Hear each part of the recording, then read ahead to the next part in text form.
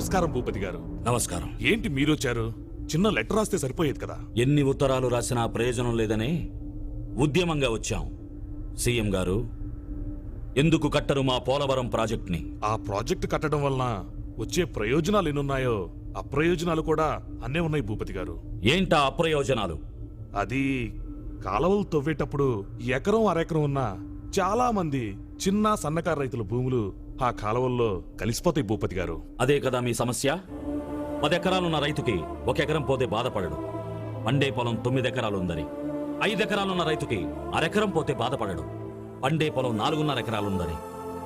ఒకవేళ మీరన్నట్టుగా ఎకరం అరెకరం ఉన్న చిన్న కారు రైతులు బాధపడితే వాళ్ళకి నా పొలం నుండి ఇస్తాను.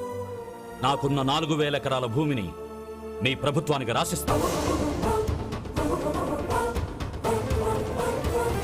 ఇక వాయిదాలు వేయకుండా వెంటనే పని ప్రారంభించండి. లేకపోతే ఒకప్పుడు ఈ దేశంలో గాంధీ ఉండేవాడు, నెహ్రూ ఉండేవాడు అన్నట్లు ఒకప్పుడు రైతు ఉండేవాడని బడి పిల్లలు చరిత్ర పుస్తకాల్లో చదువుకునే దుస్థితి వస్తుంది. వస్తా. సీఎం గారు, ఇంతకాలం రైతుల ఆత్మహత్యల గురించి విన్నారు. ఈ ప్రాజెక్ట్ కట్టకపోతే రాజకీయ నాయకుల హత్యలను కళ్ళారా చూస్తారు.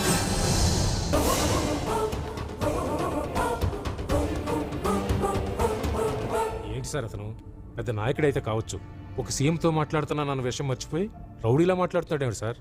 ఆ మనం పనులు మానేసి పదవుల కోసం కొట్టుకుంటూ ఉంటే రైతులంతా రౌడీలుగానే మారతారు. ముందు ఆ ప్రాజెక్ట్కి సంబంధించిన ఫైల్స్ ఎక్కడున్నాయో వెతకండి. వెళ్ళు.